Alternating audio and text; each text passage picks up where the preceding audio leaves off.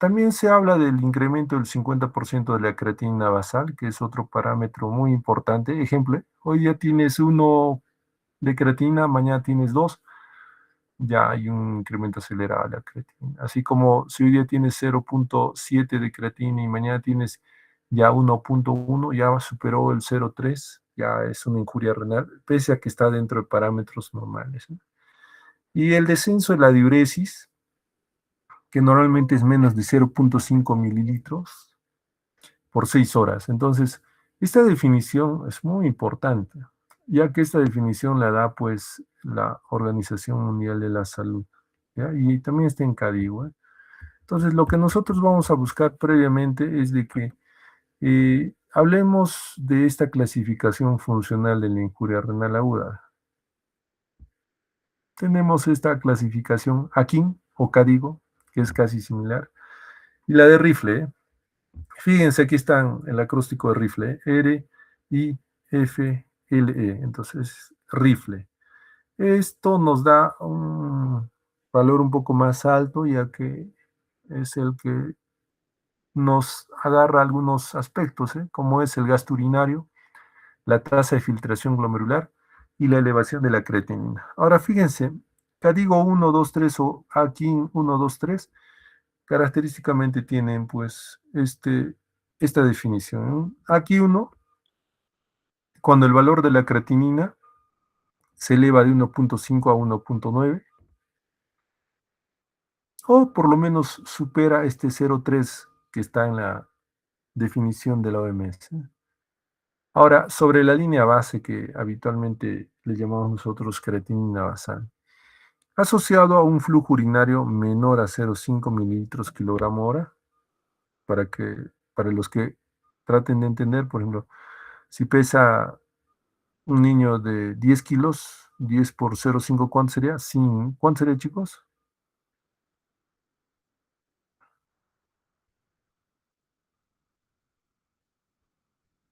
¿Están ahí? Delegadas, ¿estás ahí? Así, doctor.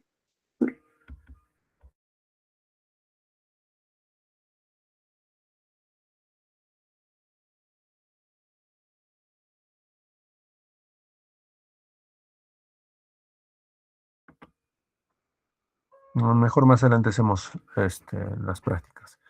Ya, digamos un paciente que pesa 60 entre, digamos, 24 horas, vamos a hacer 28, y que orine más o menos este, 100 mililitros, prácticamente está en 0,28 y está caído. Entonces, 100 mililitros en 24 horas sí es muy bajo, ¿eh? Entonces, ese valor ya nos indica que puede estar en aquí 1, ¿eh? Aquí 2 ya vamos a ver que el perfil es de 2 a 2,9, más o menos sobre la línea basal, pero el gasto urinario que era muy bajo ya se extiende por lo menos más de 12 horas. Y aquí 3 es prácticamente 3 veces el valor basal, o una creatinina de 4 miligramos, mayor a 4, ¿eh? Entonces acá sí ya hay mucha tendencia a inicio de terapia de reemplazo renal. Lo que lo caracteriza al AKI3 o CADIGO 3 es que ya está en estado de anuria, ¿eh? Menor de 0,3 mililitros por kilogramo por hora en 24 horas. Entonces, es muy simple acá. Igual R de rifle, I de rifle, F de rifle. Entonces, acá lo único que se aumenta es, en rifle, es la caída del gasto cardíaco, ¿eh? Digo, del gasto urinario. La tasa de filtración, prácticamente. La tasa de filtración acá cae un 25%, acá cae un 50%, y cuando es F cae un 75%.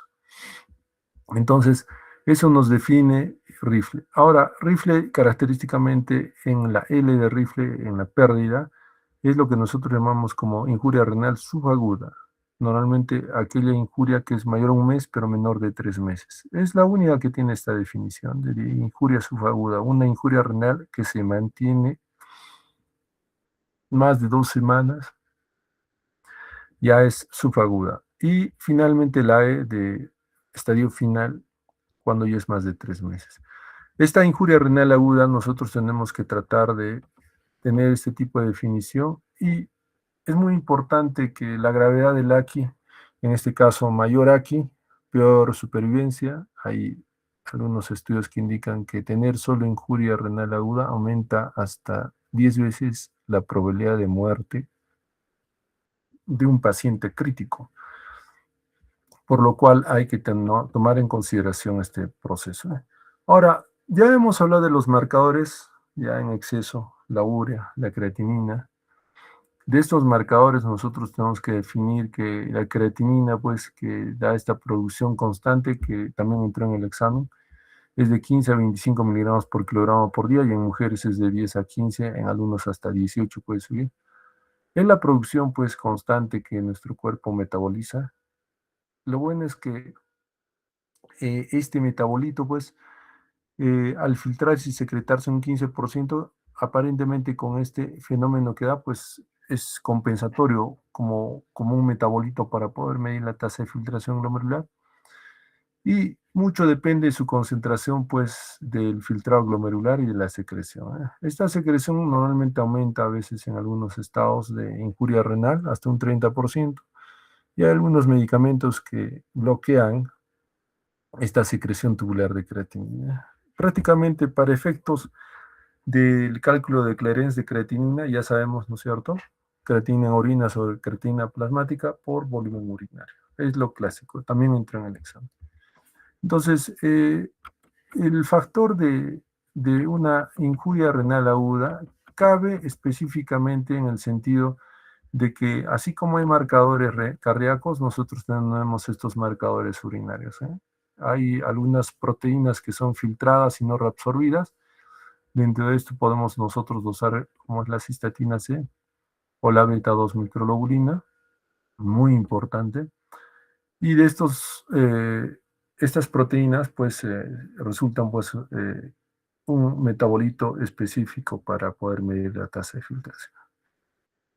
Así como han estado hablando de algunas proteínas tubulares sobreexpresadas, como es eh, la asociada gelatinasa y las moléculas quime, muy importantes. Y también tenemos las proteínas tubulares liberadas por la célula. En este caso, como es la N-acetilbeta-glucosamidasa, la NAG. En algunos casos también podemos aplicar lo que son los marcadores inflamatorios liberados como la interleuquina 18. Entonces, actualmente, todos estos marcadores nos permiten, pues, tener un claro ejemplo de un daño renal agudo en tiempo real, no virtual, hasta 48 a 72 horas para poder diagnosticar.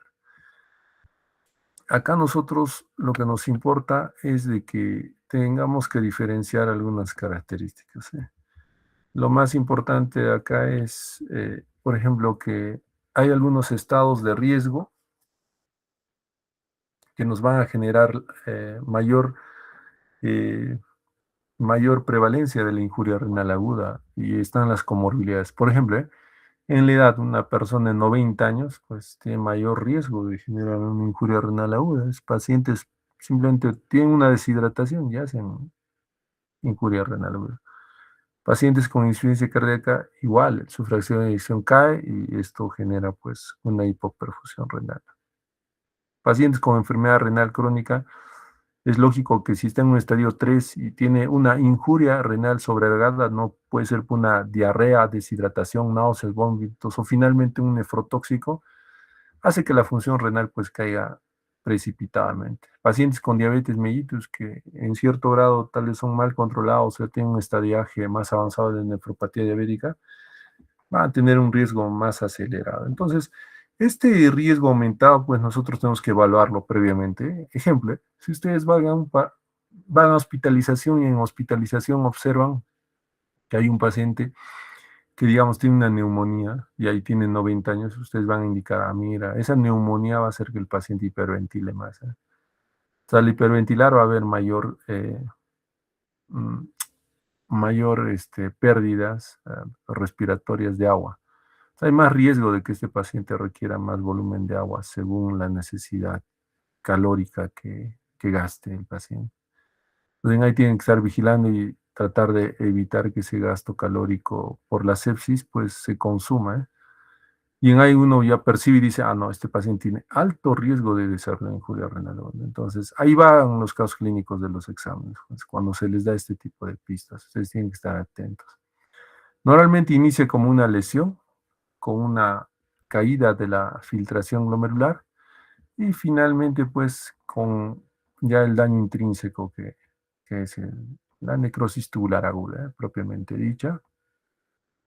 Lo que nosotros tenemos que definir es que esta alteración o lesión renal podamos descartar lo más antes posible para poder evitar la progresión normal o la historia natural de la injuria que va a acabar con la muerte específicamente pues del paciente a expensas de la muerte celular a nivel tubular, ¿eh? Para evitar todo eso tenemos que ver la incidencia que hay en esta población. Por ejemplo, la injuria renal aguda es muy frecuente donde la más alta tasa de incidencia la tienen cuidados intensivos, ¿no? 10 a 30%. De la comunidad es mínima, ¿eh? Acá puedes tener un paciente pues, que venga tal vez, no sé, que venga con un accidente de tránsito, pérdida de sangre, que es, que es agudo y aparatoso, ¿eh? En la hospitalización también se ve de forma moderada, en un 2 a 15%, dependiendo del estado de pérdida calórica, como les decía, que finalmente cuando uno pierde calorías, pues pierde agua también. Acuérdense, por cada gramo de calorías se pierde 1 grado centígrado, ¿eh? O digo, por cada pérdida de temperatura de 1 grado centígrado se pierde 1 grado de una kilocaloría y a partir de 1 kilocaloría se consume 1 gramo de agua. Las causas habitualmente son variables pre, post y intra. Así como en la comunidad existe eso, acuérdense que a nivel hospitalario, pues normalmente todo comienza por una prerrenal, en este caso es falta de líquido.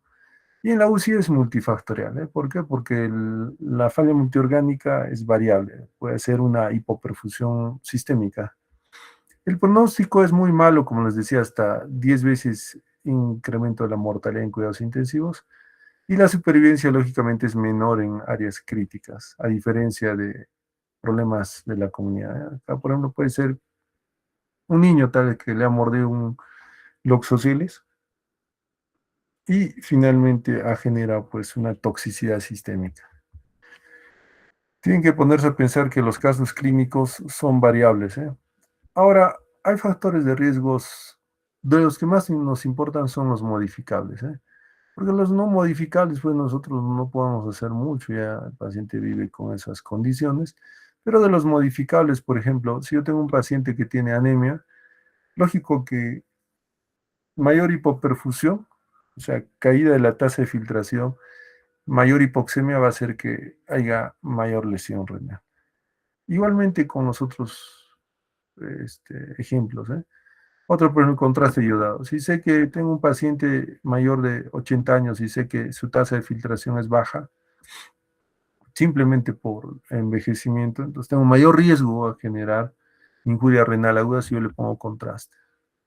Igualmente, por fármacos, ¿eh? Muchos de ustedes se habrán dado cuenta que la mayoría de medicamentos dentro de semiología renal son pues recalculados, ¿eh? Según su tasa de filtración. Entonces, si yo tengo una persona que tiene pues condicionamientos de enfermedad renal crónica estadio 3, no le saco la dosis de un carbapenem, por ejemplo, yo lo único que voy a hacer es que ese antibiótico que está usándose tenga un efecto tóxico para el paciente. Entonces, tenemos que nosotros ponernos a pensar que todos estos elementos modificables podemos nosotros mejorar y cambiar, ¿eh?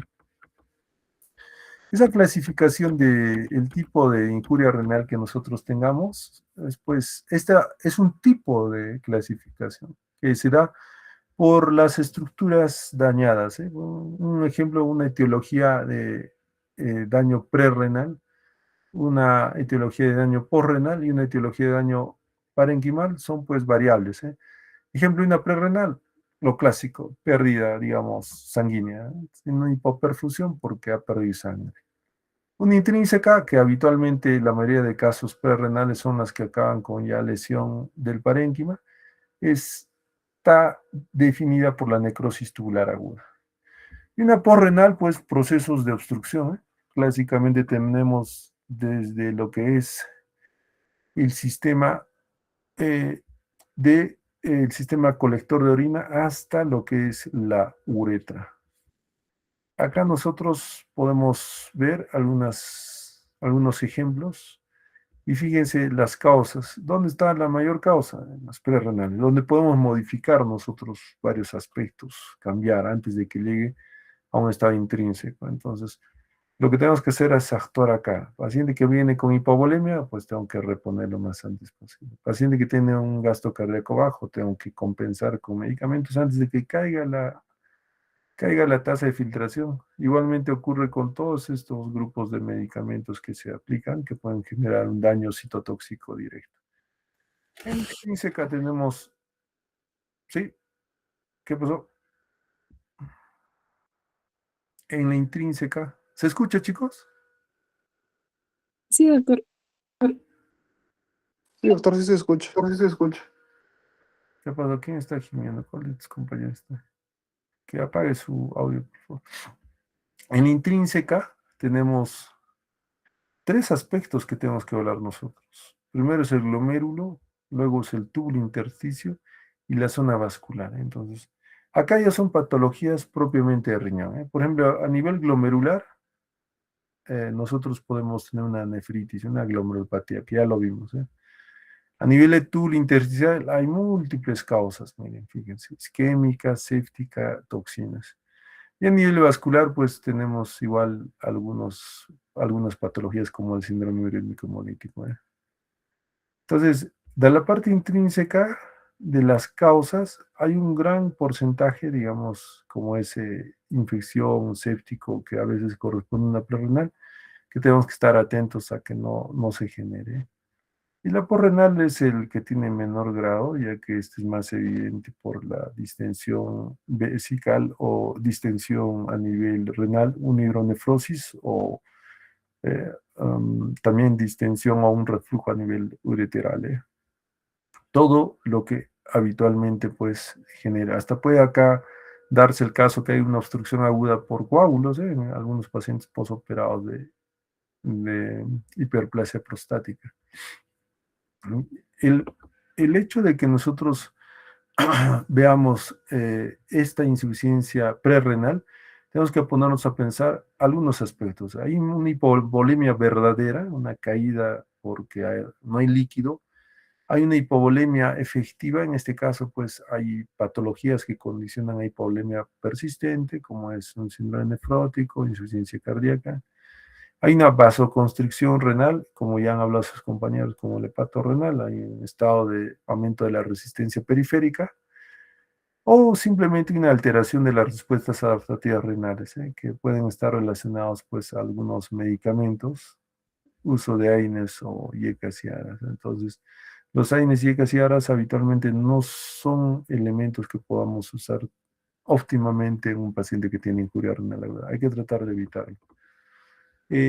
Esta ira parenquimatosa tenemos que en nosotros tiene que reflejarse por lo menos el hecho de que cuando es parenquimatosa es, digamos, una etiología primaria. ¿Qué es una etiología primaria? Una etiología primaria es que ha nacido, se ha creado finalmente esta patología en la parte renal, en los tres aspectos que dice, glomérulo, túbulo intersticio o vascular. Eso tiene que estar en su cabeza. Y para poder nosotros definir todo eso, nosotros tenemos que llevar, digamos, a un extremo digamos, en pensar, en tratar de deducir qué es lo que está ocurriendo. Ejemplo, de pronto dicen un paciente que tiene insuficiencia cardíaca y empezó a tener pues una fibrilación auricular. Saben que en fibrilación auricular se manda coágulos a nivel de las orejuelas y estos finalmente se disparan a nivel sistémico. Entonces tú dices, mira, que de pronto tengo una caída de la tasa de filtración glomerular, tengo un aspecto de hipercoagulidad, formación de coágulos y puede dañar lo que es el sistema arterial pues, de nuestro riñón. Entonces ahí nosotros tenemos que pensar y decir, ¿habrá alguna oclusión arterial renal? O de pronto ocurre otro aspecto más interesante como es el de pacientes que tengan, por ejemplo, estados de vasculitis. una microangiopatía trombótica, una vasculitis de vaso pequeño, ya estemos identificando nosotros ya en otro aspecto, una biopsia puede ser, o clínica de las vasculitis, o finalmente, pues, nosotros podemos ver que haya un compromiso más sistémico por una microangiopatía trombótica, tenemos que estar ya deduciendo el efecto que ocurre en la parte renal. Entonces, cuando nosotros ya observamos que no solamente son los condicionantes o enfermedades, sino hay otro gran grupo que son los fármacos, fíjense cómo estos, estos elementos puedan generar pues hasta dos, por ejemplo, hasta 2.1 veces la injuria renal aguda. Hay otros que puedan, por ejemplo, o generar mayores niveles. Por ejemplo, el uso de la vancomicina aumenta, al ser un nefrotóxico específico de riñón, aumenta el nivel pues, de mayor incidencia de injuria renal aguda. Todos estos, aquí están las IECAS también, ¿no? Cuando ya tenemos cirugías cardíacas. También tenemos en algunos estados, pues, como son los inhibidores de bomba de protones, porque pueden generar una nefritis intersticial. También tiene un rango un poco elevado para la generación de injuria renal aguda. No solo son los únicos, hay múltiples medicamentos. Acá, por ejemplo, en la injuria renal aguda, tenemos que ver si es de tipo citotóxica o isquémica. ¿Por qué? Porque hay daño directo citotóxico de la célula tubular o finalmente un daño indirecto por la pérdida del flujo sanguíneo a nivel tubular. Algo que siempre les hago recordar a ustedes, chicos, es de que saben que el flujo sanguíneo que se da a nivel tubular es dependiente de quién, de la arteriola eferente, que va por sus túbulos, digo, de la arteria deferente, el lecho capilar peritubular es el que finalmente va a ser el que irrigue, oxigene, alimente, en otras palabras, estas células tubulares. Entonces, de la parte isquémica nos importa mucho lo que es la hemodinamia renal. De esta hemodinamia renal nosotros tenemos que deducir que la zona medular, pues, que habitualmente pues, es la zona que, digamos, tiene menos glomérulos, recibe un 10% de flujo sanguíneo. Acá hay tensiones de oxígeno bajas y finalmente consume grandes cantidades de oxígeno. ¿Por qué? Porque acá hay muchos transportadores. Entonces, tenemos nosotros que observar que finalmente, si nosotros tenemos un daño de la hemodinamia, vamos a ocasionar una NOx a nivel tubular. Es lo más importante que ustedes tienen que definir. Hay algunos estados en los cuales tenemos que observar, como es, por ejemplo, la autorregulación de la perfusión renal. Saben que mínimamente debe haber una presión arterial media mayor a 65. Por ejemplo, se recomienda de 65 a 70 que la PAM debería estar en ese rango para evitar pues, que haya una hipoperfusión renal. Si no es el caso, pues podemos usar vasopresores para poder mejorar esta PAM. Si no mejoramos esta presión arterial media, imagínense si esto ocurre a nivel de la arteriola, digo de la arteria renal, ¿cómo es posible que nosotros no sepamos que dentro del circuito de circulación a nivel renal, si a nivel de la arteria renal cae esta PAM, no se imaginan ustedes cómo sería a nivel de las arcuatas o finalmente a nivel de la arteriola aferente? Hay mucha repercusión si nosotros no tenemos una autorregulación de la perfusión renal óptima. Entonces, tenemos que ver un poquito más allá respecto al qué es lo que ocurre realmente con estos elementos. Por ejemplo, en una situación normal, pues esta arteriola aferente y deferente tienen mecanismos de autorregulación que van a generar pues que la presión de perfusión sea óptima, pero tenemos algunos aspectos, por ejemplo, de una presión de perfusión reducida. O sea, en este caso podemos usar nosotros, eh, por ejemplo, incrementar lo que es el uso de prostaglandinas y generando una vasodilatación. Este mecanismo de vasodilatación va a hacer que en nuestro caso pues tengamos un elemento óptimo frente a una respuesta, a una caída de esa perfusión. Sería lo más óptimo. Si hay una caída de perfusión, lo más óptimo es que haya una vasodilatación. ¿Para qué? Para que haya mayor flujo sanguíneo en nuestra arteriola aferente y esa presión se mantenga a expensas de, que, de reducir lo que es la presión de la arteriola eferente. Eso nos va a ayudar pues que esta presión de perfusión se mantenga en el tiempo. Pero tenemos algunos aspectos, que si esa presión de perfusión reducida nosotros aumentamos un AINE, ya dijimos qué es lo que hacen los AINES. Entonces, tiene un efecto prácticamente contrario a lo que es ese efecto de la prostaglandina. Entonces vamos a reducir lo que es el flujo a nivel sanguíneo. Entonces cae la tasa de filtración. Por más que quisiéramos incrementar lo que es la resistencia de la arteriola eferente, no vamos a tener un buen efecto. Va a caer esa tasa porque ya estamos cerrando nuestra arteriola, ¿no es cierto? Entonces, es lo mismo si nosotros usamos lo que es yicas o aras.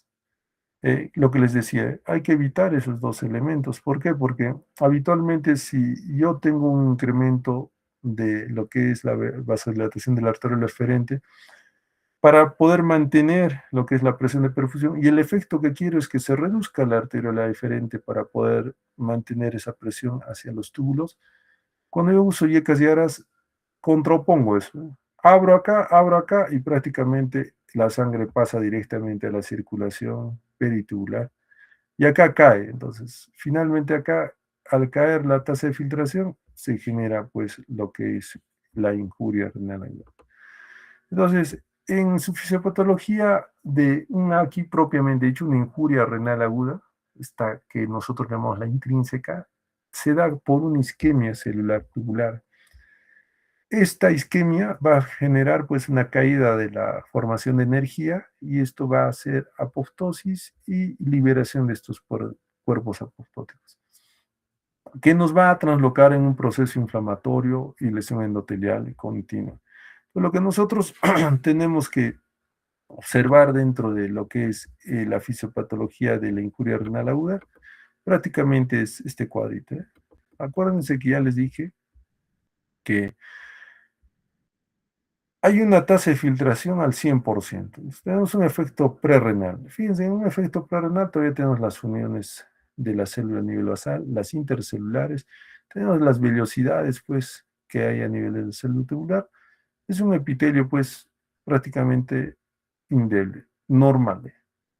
Pero cuando empieza a iniciar, pues, lo que es la persistencia del daño, la anoxa, a expensas de, puede ser hipoxia, obstrucción, inflamación y coagulación, empiezan a perderse esas uniones intercelulares y esas uniones a nivel de la membrana basal, así como hay pérdida de los microbilis o finalmente llamado lo que es exfoliación.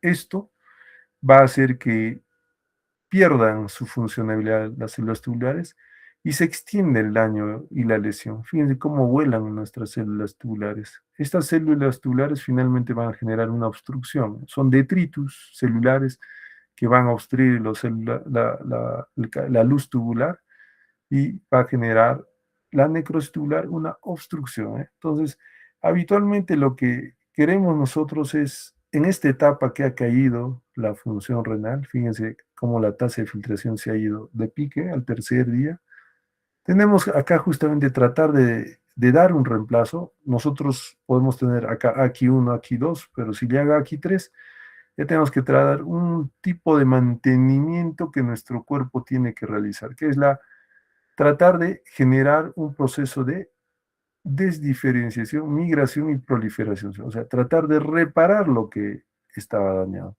Acá es donde justamente la hemodiálisis trabaja, haciendo el reemplazo renal y creando que nuestro cuerpo pues tenga los mecanismos óptimos para poder mantener, digamos, por eso es fase de mantenimiento, mantener lo que es las funciones últimas del riñón. Fíjense que una vez que ha pasado séptimo, octavo día, ya nosotros tenemos que empezar a observar que hay un fenómeno de reparación a gran nivel, y acá es donde se da pues la típica fase poliúrica, esta fase poliúrica en la cual nuestro riñón, al no tener pues una diferenciación óptima de funcionabilidad, no va a absorber ni secretar este riñón, simplemente lo que puede hacer, o puede absorber menos, ¿eh? Lo que sí va a hacer es secretar, va a eliminar todo, ¿eh? Nuestro paciente empieza a liberar lo que es la orina y empieza a mencionar 1, 2, 3, 4, 5 litros. Vemos la osmolaridad del pH de la orina y también está alterado. Tiene una osmolaridad muy baja y tiene un pH, digamos, muy alto. ¿Eso qué quiere decir? Que nuestra célula tubular está prácticamente desdiferenciada, o sea, no tiene especialización. Hasta que hay una reparación óptima de nuestra célula tubular y vuelva a ser pues la que antiguamente era. Entonces vemos que el ciclo pues ya se caracteriza cuando hay una rediferenciación, una especialización de la célula tubular y una repolarización de lo que es la membrana celular, así como las uniones intercelulares y a nivel basal. Ese es el fenómeno óptimamente que uno espera dentro de la injuria renal aguda. Entonces, lo que se tiene que hacer es ver cómo es que yo veo a un paciente, cómo es que yo voy a catalogar a un paciente. Si hay un deterioro agudo crónico, muchos de ustedes ven, doctor, tiene creatina 2. Muy bien, ¿y qué efecto causa daño tiene el paciente ahorita? ¿Por qué venía a emergencia? No, porque sentía fatigado, ¿no? Ay, con creatina 2 una fatiga, pues verde que sea una aguda, ¿eh? De pronto dicen, doctor, tiene creatina 2. ¿Y qué pasó? ¿Por qué vino? Doctor, vino porque empezó a tener, pues, no sé, diarreas profusas, 8, 10 diarreas. Ah, tú es un fenómeno de deshidratación con una creatina de 2. Lo más probable es que tenga más característicamente un perfil de un daño agudo. Hay que ver también el diagnóstico funcional. Si bien es cierto, la creatinina es muy importante para definir un estadiaje, no es tan bueno como para poder nosotros definir que sea un paciente agudo crónico, porque finalmente tú sacas la tasa de filtración glomerular, que esté en una tasa 30, no significa que sea agudo crónico. Nos ayuda a clasificar, pero no es tanto un diagnóstico pues hecho y derecho como tenemos otras moléculas que nos puedan definir más óptimamente. Hay que ver si según la clasificación prerrenal obstructivo, prerrenal, renal o porrenal es la causa específica del daño y siempre hay que buscar la etiología, para poder tratar de resolver. Entonces, este abordaje pues nos permite a nosotros tener una buena historia clínica donde se enmarquen los antecedentes propiamente dicho y los factores de riesgo que antes se han descrito para tener ese perfil de la evaluación de la función renal, ¿eh? Entonces acá nosotros tenemos que tratar de evitar nefrotoxinas, mantener una buena presión y evitar también la exacerbación de la sepsis, ¿eh? Dentro de la exploración es muy importante ver signos de hipoperfusión renal, muy importante, y también hay que ver el balance hídrico, ¿eh? ¿Para qué? Para que nosotros podamos mantener ese tipo de función renal a expensas de un buen gasto urinario. La analítica es clásica, electrolitos y metabolitos de urea, creatinina, ácido úrico, y lo que hay que hacer más que todo en el tiempo es ver esa sobrecarga de volumen que nuestro paciente tiene, asociado pues a alguna enfermedad propiamente de tipo parenquimal primaria, como son los procesos de autoinmunidad, ¿eh? En análisis de orina hay muchos índices que podemos evaluar, pero la cabeza siempre no olvidarse de los cilindros, de los cristales, de las bacterias, que nos va a permitir dar una etiología un poco más sucinta. La ecografía renal ya nos permite ver si hay un componente crónico según el tamaño o la diferenciación córtico-medular. Si se presenta, pues no así, doctor, es agudo, nada agudo te va a generar un daño tan severo a nivel parenquimal. En los pacientes con anuria, siempre hay que pensar en una obstrucción, en una rápidamente progresiva, una oclusión de vasos o una necrosis cortical en raras ocasiones, ¿eh? Ahora, en el análisis de orina, a la cabeza, como siempre se les indica a ustedes chicos que deben de tomar en consideración, es estos elementos, ¿eh? Ver cilindros granulosos, gruesos, cilindros leucocitarios, nos da un perfil un poco más estricto de lo que podría ser una etiología de tipo glomerular, hematíes dismórficos, cilindros hemáticos. Sabemos que son característicamente la forma que han tomado a nivel tubular y esto que siempre entra en los exámenes, una diferenciación según el índice diagnóstico. Les ha preguntado del FENA, se les ha preguntado de lo que es la densidad y tienen que manejar esto en este tema, más todavía para este examen, ¿eh? Ahora, nosotros tenemos que llegar a ese nivel, ¿para qué? Para que nosotros definamos si es una ira prerrenal o ya es una ira establecida. Dentro de la ira establecida, no olvidarse que es la necroestular aguda. La biopsia es otro elemento para poder descartar una etiología intrínseca más específica. Así como los pasos diagnósticos según este flujograma, podemos definir, pues, por ejemplo, una injuria renal aguda, una enfermedad renal crónica, ya con estadio más avanzado, o una injuria renal sobre una enfermedad renal crónica. Son diagnósticos que tenemos que diferenciar para que finalmente, si nosotros llegamos al hecho de que hay una injuria renal aguda según lo que es la OMS, vamos a hacer todo este flujograma de estudio, ver si hay vía dilatada por ecografía o si hay una ecografía normal. Si hay una ecografía normal, hay que ver factores.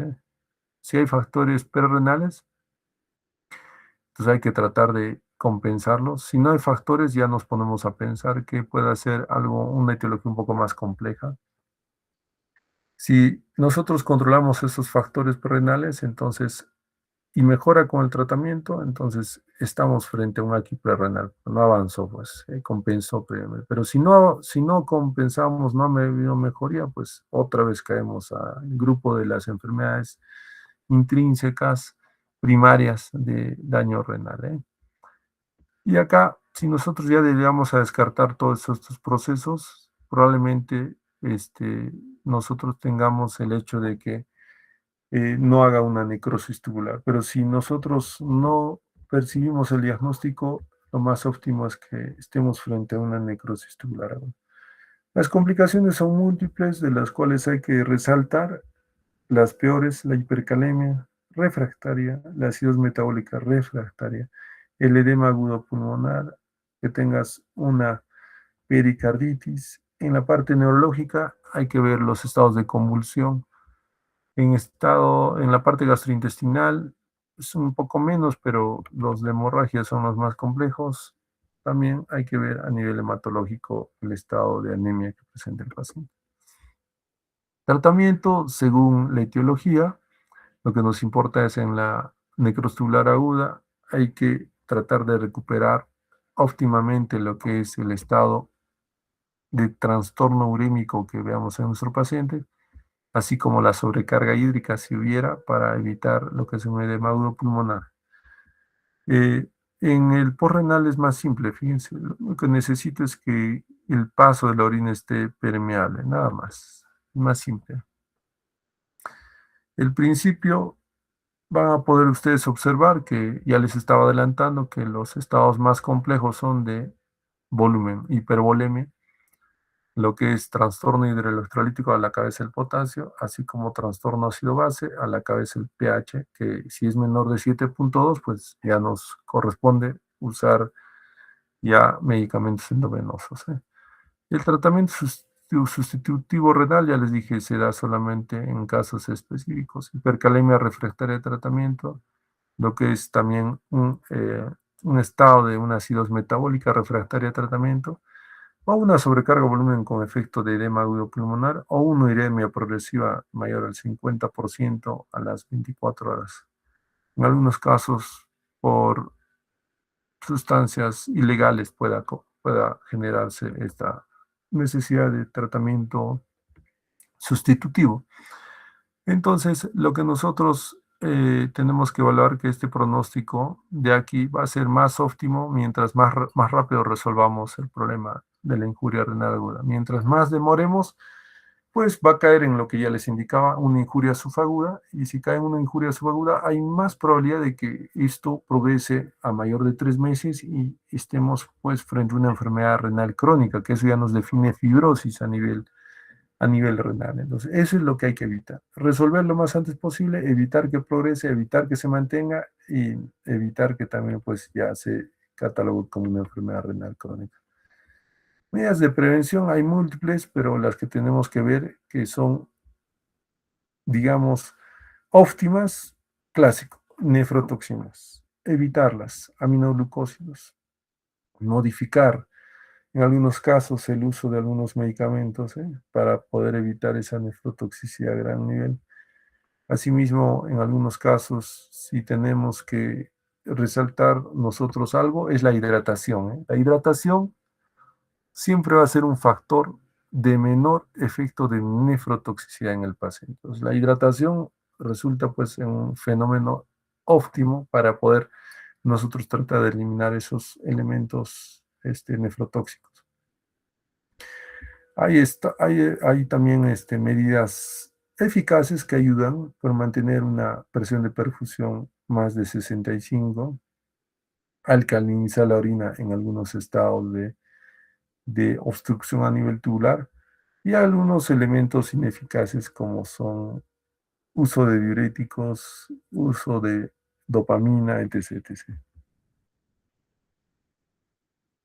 Ya ustedes ya leen esto, chicos. Ahora, ¿qué tema más nos toca, delegada? El siguiente sería enfermedad renal crónica.